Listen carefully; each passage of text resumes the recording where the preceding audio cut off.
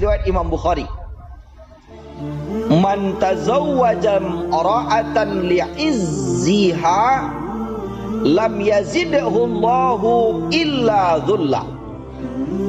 Siapa saja menikahi seorang wanita karena memandang kedudukannya, maka Allah akan menambahkan baginya kerendahan atau kehinaan. Wa man tazawwajaha limaliha, dan siapa yang menikahi wanita karena memandang harta bendanya, lam yazidhu Allahu illa faqra, maka Allah akan menambahkan baginya kefakiran, kemelaratan. Hati-hati kita.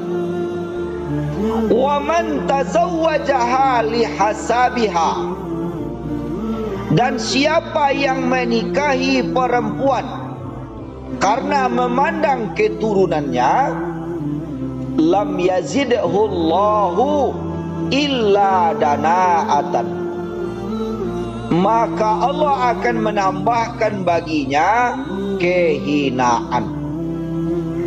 Wa man tazawwaja mar'atan lam yurid biha illa an yaghuzza basarahu wa yuhsina farjahu aw yasila rahimahu barakallahu lahu fiha wa barakalaha fihi.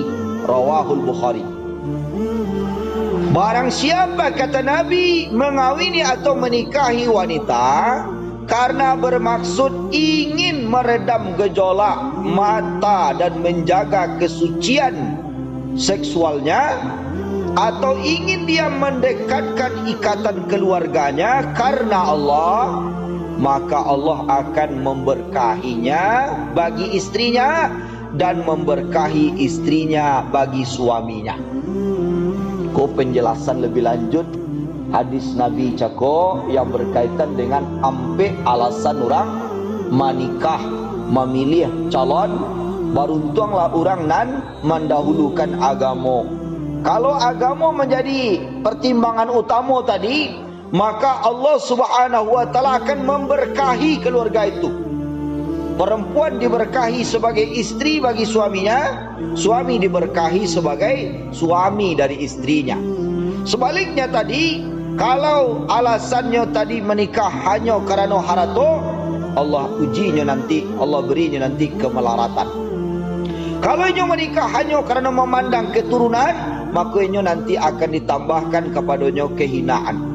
Siapa tadi yang menikah kerana inyo ingin menjaga dirinya, menjaga hawa nafsunya tersalur secara halal dan terhormat, menjaga pandangan matanya, menjaga harkat martabat dan harga dirinya, maka Allah berjanji akan memberkahi orang itu. Nah, ini yang kita perlukan dalam memahami pernikahan. Selanjutnya Bapak dan Ibu yang dimuliakan, di dalam Al-Baqarah ayat 187, Allah Subhanahu wa taala tuntunkan bahwa hunna libasul lakum wa antum libasul lahun. Kita dalam berkeluarga suami istri itu kece Allah sama ibarat badan jo pakaian. Itulah pasangan hidup kita itu adalah pakaian kita. Kalau pakaian jo badan, tentu di saat Nabi Adam alaihissalam diberangi di Allah tangga pakaian, apa sikap Nabi Adam? Nabi Adam bercapek-capek mencari penutup tubuhnya, dicari daun kayu, dicari apapun yang ada. Mengapa? Malu kepada diri sendiri, malu kepada Allah Subhanahu wa taala, malu kepada orang lain. Kan tak banyak ambil lu orang ketika itu loh Pak. Kan Nabi Adam menulis jawanya. Tapi manusia ini punya rasa malu. Kini walau banyak, tapi banyak orang tidak malu Pak. Apa buktinya? dia menceritakan tentang dirinya dan keluarganya kepada orang lain. Itu tak malu namanya tu. Sama dia awak membukaan baju awak di muka orang. Karena apa? Karena dalam pandangan Islam Al-Baqarah 187 bahwa istri adalah pakaian bagi suami, suami pakaian bagi istri.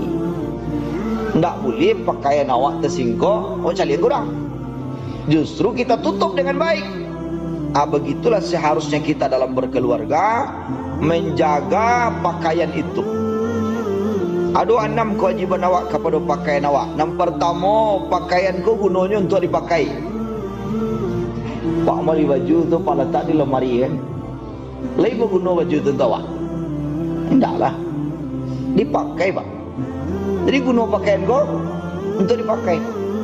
Apa artinya? Orang berkeluarga itu untuk menjalani kehidupan bersama. Awak berkeluarga tapi duit seorang ya, tak keluarga nama tu. Yang kedua, pakaian itu gunanya menutup aurat. Awak punya aurat sadanya. Aurat itu dalam makna hakiki aurat tubuh kita. Dalam makna majazi, aurat itu adalah rahasio, kekurangan dan aib tiuk-tiuk awak ditutupi oleh pasangan itu. Jadi diibaratkan cakup pasangan itu dengan pakaian, guna pakaian untuk dipakai, guna pakaian menutupi aurat, bukan membuka aurat. Nah, kemudian apa guna pakaian lagi? Dipakai secara baik dan benar agar dia membawa manfaat dan mengangkat martabat. Cubalah pakai baju tapi nak baju awak dah. Pamunya terlalu sampi atau terlalu lapang, kecil orang. Baju adik ini pakai. Ya kan? Karena bukan pakaian kita.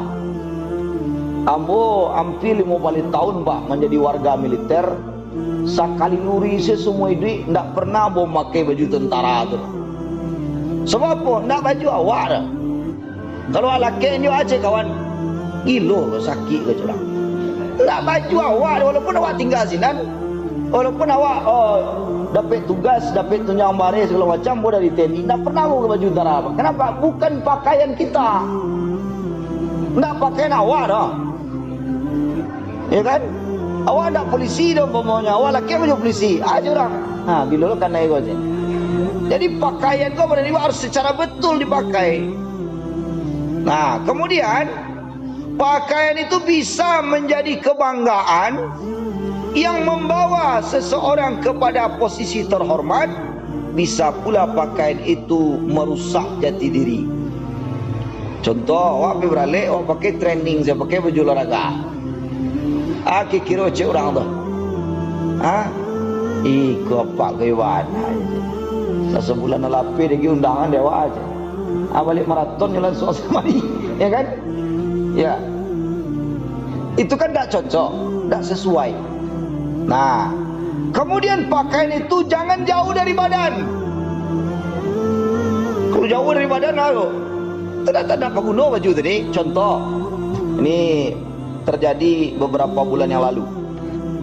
Siap akad nikah, pesta. Kemudian besok harinya sang suami berangkat ke Aceh, sang istri berangkat ke Lampung. Ketemu 3 bulan sekali. Alasannya suami baru naik pangkat, dapat jabatan dan siap-siap dilantik, lalu ditempatkan di kantor baru. Sang istri CPNS 80%, khawatir tak jadi pegawai kalau tak masuk kantor. Maka mereka ketemu 3 bulan berikutnya. Sekali 3 bulan bersobok. Bapak ibu yang dimuliakan, untuk bisa sampai di Lampung 7 pesawat ke Jakarta lah dulu. Atau kalau ingin darat, sehari atau 2 hari lah ditutup. Ya kan? Ayo tak tabayang dah bapak ibu bala cara orang kau menjalani kehidupan berumah tangga. Yang 3 hari itu rumah pak. Hari pertama nikah, hari kedua beralik, hari ketiganya pergi ke rantau. Nanti pergi ke Aceh, nanti ke Lampung. Ini tidak tercapai tujuan perkawinan itu. Akhirnya pakaian itu jauh dari badan. Ya bu ya. Biasanya ini menimbulkan persoalan. Ambo mengaji di pengadilan negeri, Pak. Sudah mengaji total aja Pak Hakim tuh. Cerita Pak Hakim tuh, Ustaz, pakaian kami jauh dari badan. Iya, saya tahu tuh, Pak Hakim tuh pakaiannya jauh dari badan. Orang jadi hakim, Pak, dari segi materi dilebihkan oleh Allah. Tunjang hakim paling bawah 27 juta sebulan. Ya, ambo dulu lulus jadi hakim, tapi nak dia jadi hakim. Ya kata pahala, Pak. Nah, 27 juta tunjangan itu per bulan. Tapi apa ujian mereka? Mereka ditempatkan di seluruh Indonesia, kemanapun ditugaskan.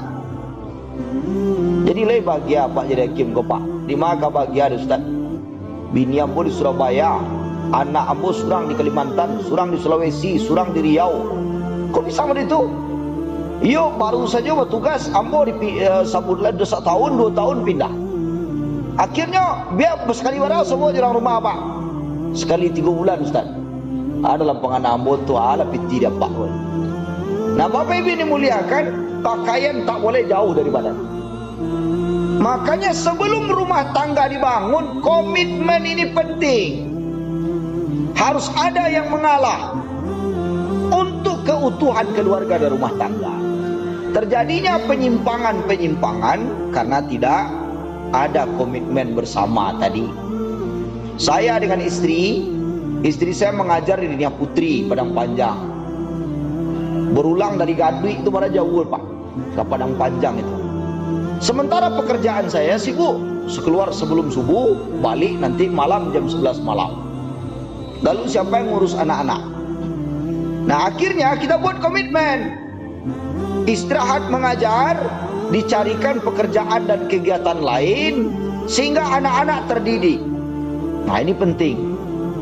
Nah, akhirnya dengan kesepakatan itu, nah, istri kemudian melakukan tugas keluarga dan diberi tugas yang lain, yaitu industri rumah tangga. Kemudian sambil industri rumah tangga jalan, anak terdidik. Daripada mengajar anak orang yang ratusan atau ribuan, sementara anak kita yang di atas rumah kita tidak terdidik, tidak diajar. Nah, ini perlu kesepakatan itu. Yang kelima, berapa lagi? Yang keenam lagi. Pakaian itu butuh perawatan. Kau tak bahasa sekali ibu kecil kapak dong. Jadi pakaian kau perlu dicuci, perlu digosok, perlu diagi parfum, diharumkan, ibu ya. Bapak. Di bawah perawan sesekali. Ya tak, Pak? Ikut masa awak berkeluarga, nak ada kata awak tua. Enjoy, menikmati kehidupan. Nah, jadi perlu perawatan pakaian ini.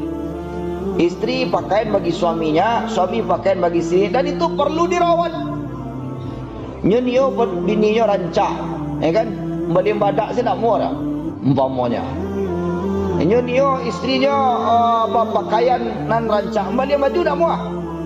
Agak dipakainya baju ada beli anak. Nah, itu. Tapi kita memang iri melihat di panti jompo itu, ternyata orang tua itu pada ibu setianya luar biasa. Kesetiaannya tuh. Di panti jompo Batu Sangka tuh bocah lihat ada seorang wanita, ibu-ibu, beliau kok alah lumpuh, Pak, di atas kursi roda. Ya, kemudian ada seorang laki-laki yang menikahinya, itu bapak ini yang mendorong dia dengan kursi rodanya itu. Lalu apa aktivitas mereka? Ya, mereka itu memperbanyak ibadah saja di musola. Nah, dia yang menuntunkan itu selalu. Didoronglah kursi roda kok. Maka beliau salat tahajud di malam hari, salat duha di pagi hari, tiap waktu 5 waktu berjamaah.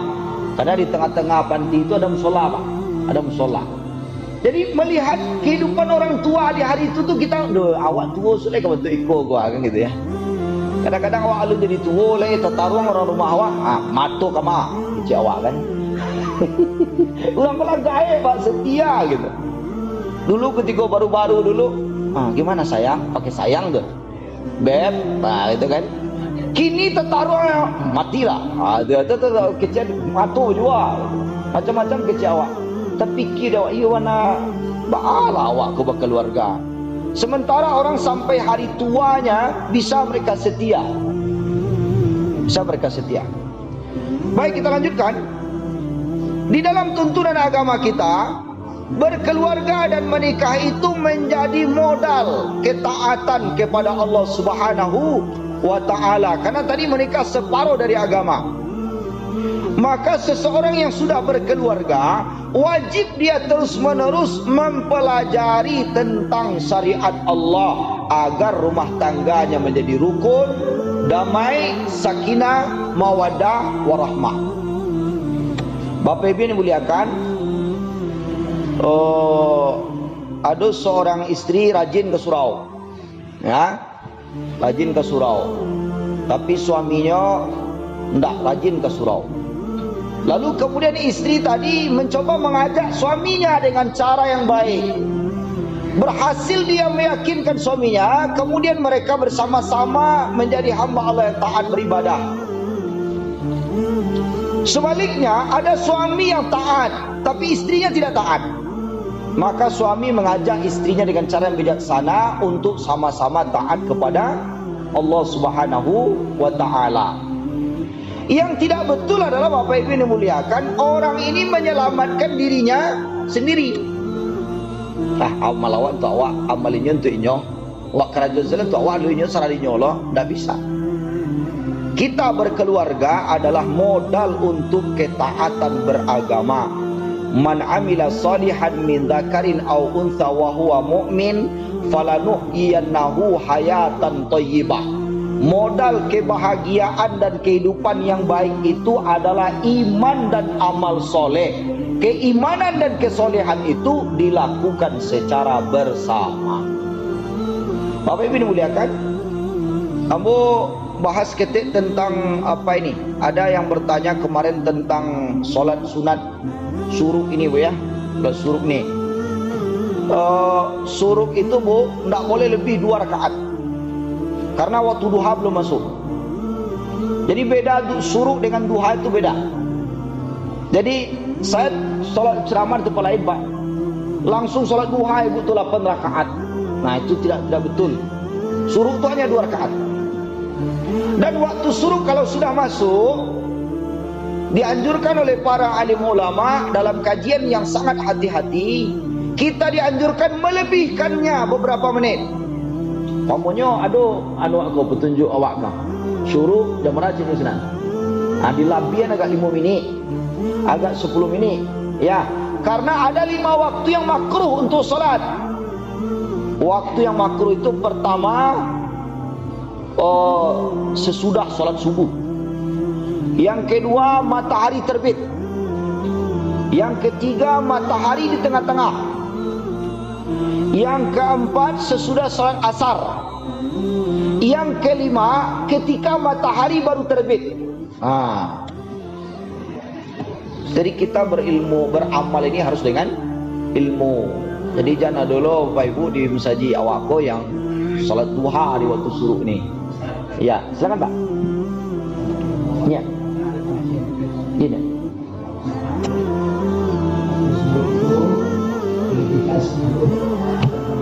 Ya.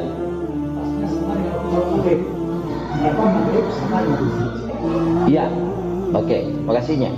Jadi memang begitu. Para alim ulama mengkaji dalil-dalil yang berkaitan dengan ibadah salat sunat itu. Ternyata melebihkan waktu suruk beberapa menit itu sama pentingnya seperti melebihkan beberapa menit terbenamnya matahari dengan waktu maghrib. Awak salat maghrib itu kan bukan pas matahari terbenam. Bukan pas matahari terbenam. Dilebihkan beberapa menit baru masuk maghrib. Suruk juga begitu. Waktu suruk masuk, lebihkan 10 menit baru kita salat sunat suruk. Nah, ini penting. Jangan kita pas masuk waktu suruk kita salat suruk. Ini panduan ini kan gunanya melihat waktu, mengamalkannya dengan ilmu. Tadinya saya kutip ceramah Ustaz Somad. Semua Ustaz menjelaskan hampir sama itu. Begitu memang. Jadi kita beramal itu mesti dengan ilmu. Dan tidak boleh salat duha langsung. Hanya 2 rakaat saja. Saya di masjid lain Bapak Ibu ya, sudah mau mengaji itu, enggak sudah aja ibu ke sholat dah. Kamu teri situ, mengaji ibu teri itu. Kamu sholat duha lu Ustaz. Lu nak kata duha lai. Waktu duha cie lo kajinya, kau waktu duha masuk setombak matahari naik kata. Ini penting Bapak Ibu ya. Ini sederhana tapi penting. Ilmu buat kita. Baik Bapak Ibu dimuliakan, kembali kepada kajian keluarga tadi. Allah Subhanahu wa taala memerintahkan kita berkeluarga agar kita sama-sama menjadi orang yang taat kepada Allah Subhanahu wa taala. Karena keluarga yang baik adalah keluarga yang abadi sampai ke surga. Lihat do keluarga aku dan abadi sampai ke surga, Bo. Lai, ma buktinya, dalilnya surah At-Tur ayat 21. Surah At-Tur itu surah yang ke-52 dalam Al-Quran. Walladzina amanu wattaba'athum dzurriyyatuhum biimanin alhaqna bihim dzurriyyatahum wa ma alatnahum min amalihim min syai' kullu mri'in bima kasaba rahin. Orang yang sabana-bana beriman ini kepada Allah, basaratunya keluarganya, suaminya, istrinya, anaknya, cucunya, keturunannya sama-sama beriman sadonya. Alhaqna bihim dzurriyyatahum. Kami serumahan yang besok di surga insyaallah. Dipertemukan di Allah nanti dalam surga. Jadi kalau ingin awak rumah tangga awak kau abadi sampai ke surga, kuncinya adalah iman. Yang mempertemukan kita tu besok di akhirat adalah iman. Iman ini yang mempertemukan kita. Jadi kalau ada satu keluarga ingin dia abadi sampai ke surga, hendaklah dia menjaga nilai-nilai keimanan. Ambo sering mau ulang bapa dan ibu, iman kau letaknya 3. Di lidah berupa ucapan, di hati berupa keyakinan, dan terbukti dalam bentuk amal perbuatan. Antara iman jo amal kau sama jo 2 sisi mata uang. Piti awak sebelah piti sebelah kertas putih, tidak laku dah dibaca dia belanja. Awak itu pula iman jo amal dan amal yang soleh. Nah Bapak Ibu dimuliakan, kalau kita ingin rumah tangga kita ini sampai kepada surga Allah Subhanahu wa taala, dasarilah keluarga itu dengan iman kepada Allah. Terus kita menambah ilmu dalam berkeluarga sehingga kita bisa mencontoh keluarga Nabi sallallahu alaihi wasallam. Itu Bapak Ibu beberapa hal yang bisa kita uraikan pada pagi hari ini.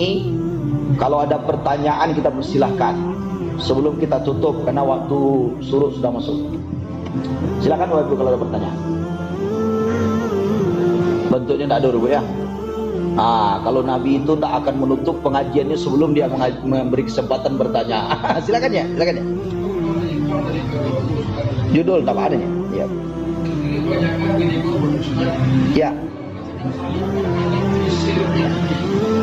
Baca salat disirkan ya, terus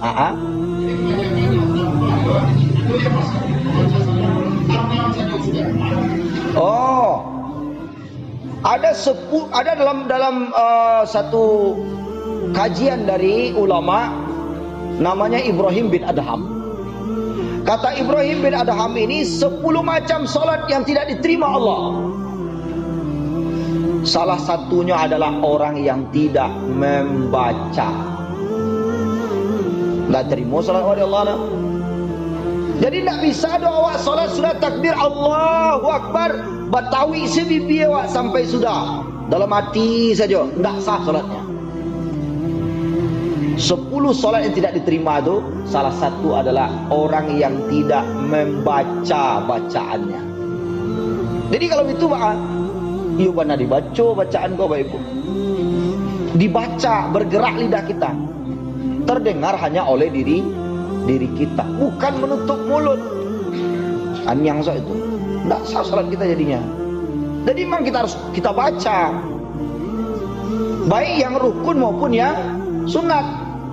Subhana rabbiyal a'la dibaca, subhana rabbiyal a'la. Walaupun tadangannya itu didiok, bukan waktu tu boleh wak bayang saya subhanallah, tidak sah dia. Nah ini penting Pak. Jadi ada 10 macam tu solat yang tidak diterima Allah. Salah satunya orang yang tak membaca apa-apa. Betawi saya mulutnya sedang solat tu. Nyokana-kana saya bacaan tuh. Bukan diingat, betul-betul dibaca, digerakkan lidah kita. Itu mungkinnya. Iya Pak, silakan Pak. Iya.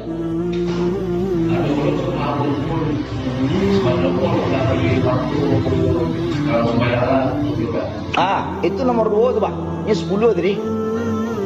Salah satu sholat yang tidak terima adalah imam yang tidak disukai oleh jamaah. Dongkol hati jamaah karena ada sifatnya atau bacaannya atau sikapnya yang tidak baik. Nah ini hati-hati juga kita Pak. Hati-hati awak. Jadi mendongkol hati itu kan karena ada sesuatu yang tidak selesai. Nah awak disuruh dalam agama pada nebo, dongkol kau paling lama 3 hari boleh. Hari yang ketiga dongkol juga baru ndak awak selesaiin. Rusak belum dan nasabah. Jadi serancaknya kalau ada bentuk itu, ya awak carilah penyelesaiannya Pak kan. Apa persoalan? Tapi kalau memang sikap si imam ini tidak pantas jadi imam, lebih baik dia diberi nasihat untuk tidak menjadi imam. Ya karena memang ada itu, dia 10 tuh, salah satunya itu Pak. Itu dia. Baik Bapak Ibu, karena waktu suruh telah masuk dan ambo sebentar lagi orang kira ke buah. Inilah dapat kita uraikan pagi hari ini. Alhamdulillahirabbil alamin. Subhanakallahumma bihamdika asyhadu an la ilaha illa anta astaghfiruka wa atubu ilaik. Wassalamualaikum warahmatullahi wabarakatuh. Ya, makasih.